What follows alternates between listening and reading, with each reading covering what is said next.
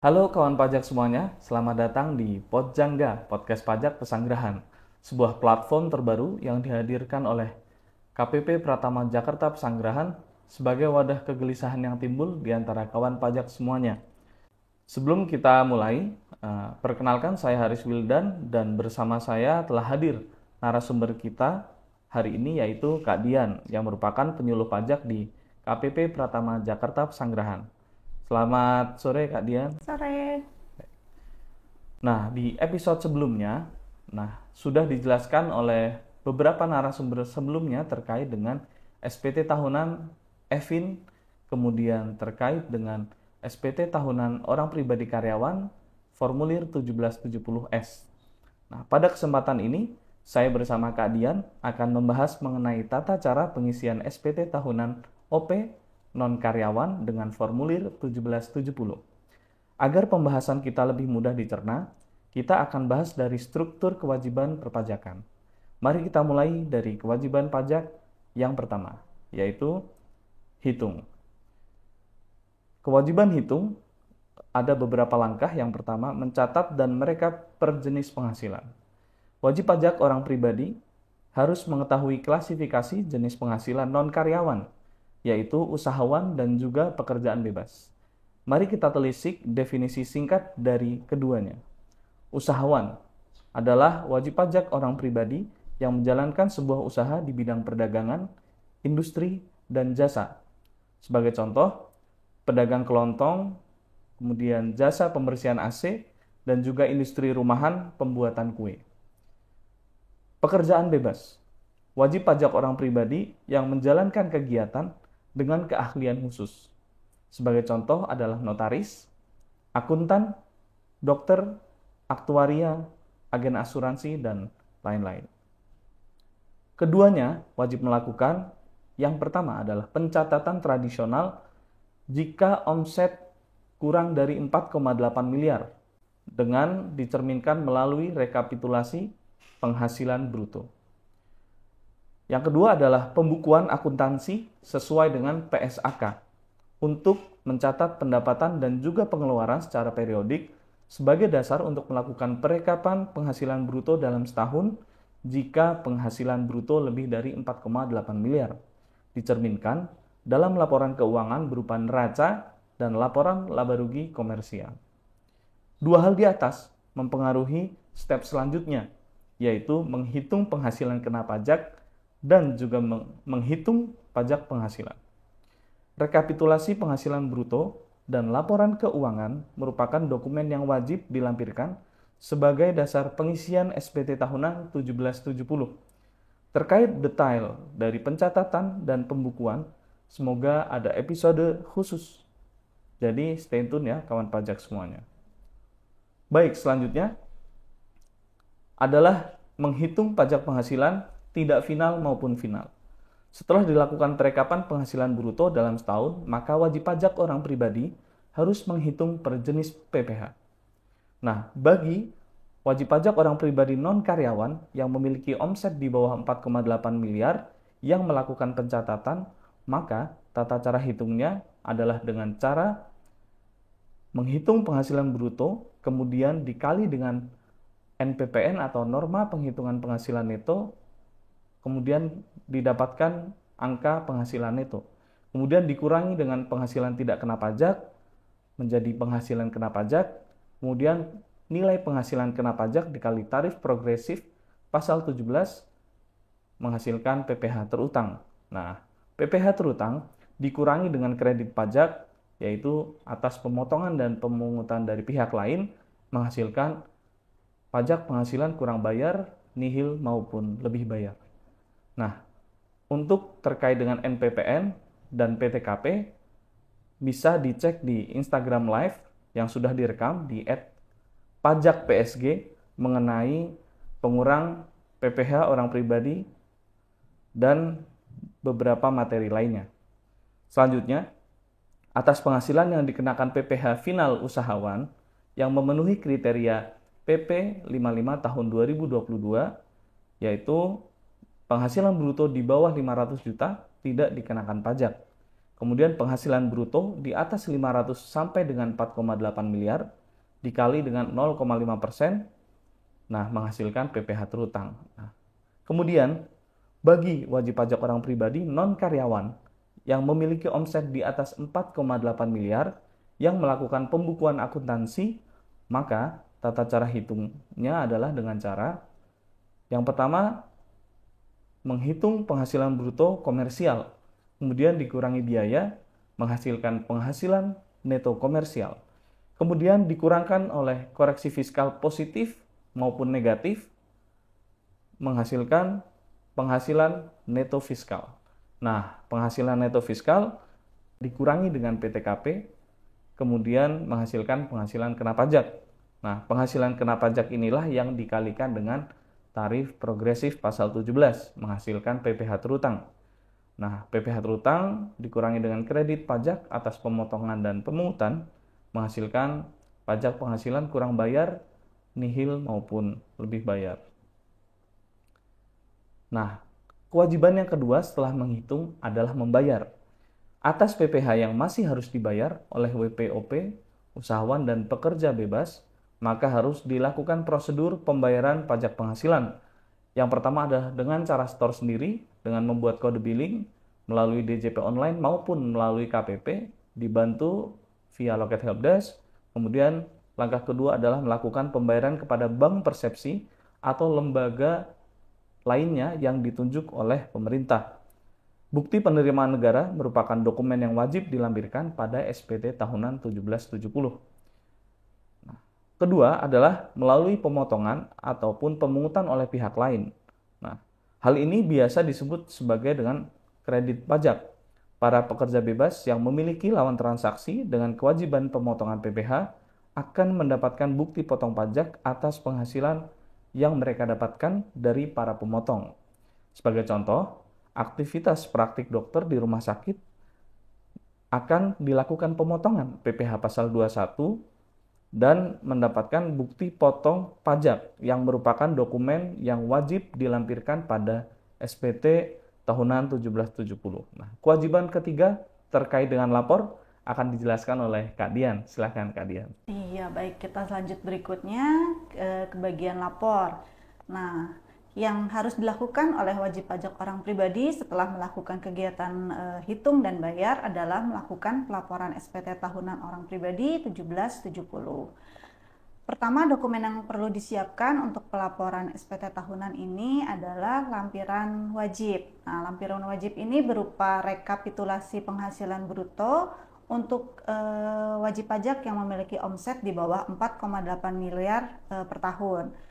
Lalu laporan keuangan bagi wajib pajak yang memiliki omset di atas 4,8 miliar per tahun. Kemudian bukti penerimaan negara atau bukti setor, lalu ada bukti potong atau pungut pajak. Lalu disiapkan juga lampiran pendukung lainnya yang berupa dokumen tanggungan keluarga. Jadi untuk data pendukung anggota keluarga yang menjadi tanggungan, jadi itu bisa diambil dari kartu keluarga. Kemudian data harta per akhir tahun, jadi per 31 Desember tahun pajak. Lalu daftar utang pada akhir tahun di 31 Desember tahun pajak. Nah, untuk tata cara pengisian di lampiran 4 formulir 1770, bagian A kita mengisi data harta pada akhir tahun. Nah, ini berupa kolom-kolom data hartanya mulai dari jenis harta, kemudian tahun perolehan, harga perolehan, dan keterangan. Untuk kode dan nama harta diisi sesuai dengan list harta yang ditentukan. Jenis hartanya apa, silahkan diisi sesuai harta yang bersangkutan. Kemudian tahun perolehan diisi sesuai dengan masing-masing harta yang dimiliki. Kapan atau tahun harta tersebut mulai dimiliki oleh wajib pajak. Kemudian harga perolehan adalah diisi sesuai dengan ketentuan pasal 10 ayat 1 Undang-Undang PPh, yaitu jumlah uang atau nominal yang dikeluarkan untuk memperoleh harta tersebut. Kemudian untuk kolom keterangan diisi keterangan yang dianggap perlu, jadi yang menerangkan atas harta tersebut. Misalnya kalau hartanya berupa rumah bisa diisi dengan NOP atau nomor SPPT. Nah, kalau untuk hartanya berupa kendaraan bisa diisi dengan nomor BPKB atau nomor plat nomor kendaraannya. Nah, kemudian beralih ke bagian B. Di bagian B mengisi data utang pada akhir tahun. Nah, komponen yang diisi data utang ini mulai dari nama utang. Nama utang itu diisi list sesuai utang yang ditentukan. Kemudian nama pemberi pinjaman, diisi nama yang memberikan pinjaman. Lalu alamat pemberi pinjaman. Kemudian tahun peminjaman merupakan tahun kapan mulai diperolehnya pinjaman tersebut. Untuk kolom jumlah diisi sesuai dengan sisa utang pokok dan bunga pada akhir tahun yang bersangkutan. Jadi jumlahnya diisi sisa utangnya saja. Nah, kemudian di bagian C beralih ke daftar susunan anggota keluarga. Ini daftar anggota keluarga yang merupakan tanggungan dari wajib pajak karena berpengaruh ke penghasilan tidak kena pajak. Data yang diisi untuk daftar susunan anggota keluarga ini dimulai dari nama anggota keluarga, kemudian NIK, lalu hubungan keluarga, apakah istri atau anak, nanti diisi di situ diterangkan di kolom hubungan keluarga, lalu pekerjaannya. Nah, setelah pengisian di lampiran 4, kita beralih ke lampiran 3, 1770. Nah, pertama di penghasilan yang dikenakan PPh final dan atau bersifat final. Untuk kali ini kita akan berfokus pada pengisian untuk WP usahawan UMKM sesuai dengan PP 55 tahun 2022, yaitu pada bagian A nomor 16.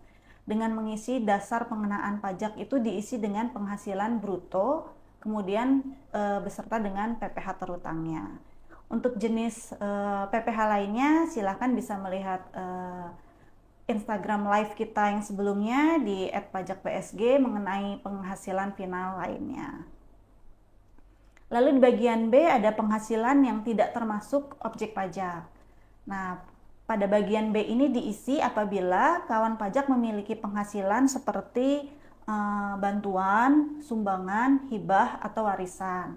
Atau apabila kawan pajak merupakan pengurus dari CV, di sini juga bisa memasukkan bagian laba anggota perseroan komanditer tidak atas saham persekutuan. Kemudian apabila ada klaim asuransi kesehatan, asuransi kecelakaan atau kesehatan jiwa, atau asuransi dwiguna, serta juga beasiswa. Nah, pada bagian C, kolom penghasilan neto istri atau suami yang dikenakan pajak secara terpisah diisi apabila terdapat penghasilan neto istri atau suami yang dikenakan pajak secara terpisah. Kemudian berlanjut ke lampiran 2. Di lampiran 2 1770 ini berisi daftar pemotongan atau pemungutan PPh oleh pihak lain. Jadi berisi PPh yang dibayar atau dipotong oleh pihak lain atau ditanggung pemerintah. Di sini kita mengisi mulai dari nama pemotong atau pemungut pajak, kemudian NPWP pemotong atau pemungut pajak, jadi yang membayarkan penghasilan. Kemudian juga kita cantumkan nomor dan tanggal bukti pemotongan atau pemungutan pajaknya. Kemudian kita juga mengisi ini pengenaan pajak ini atas jenis pajak PPh apa. Mulai dari PPh pasal 21, 22, 23, 24 atau 26. Kemudian kolom yang terakhir diisi dengan jumlah PPh yang dipotong atau dipungut. Selanjutnya untuk lampiran 1 1770 terbagi menjadi ada 2 halaman. Untuk halaman pertama di bagian A adalah penghasilan neto fiskal dalam negeri dari usaha dan atau pekerjaan bebas yang menyelenggarakan pembukuan. Jadi halaman 1 ini khusus untuk yang menyelenggarakan pembukuan. Jadi pengisiannya sesuai dengan dokumen pembukuan dan penghitungan PPh seperti yang telah dijelaskan sebelumnya pada segmen kewajiban penghitungan PPh.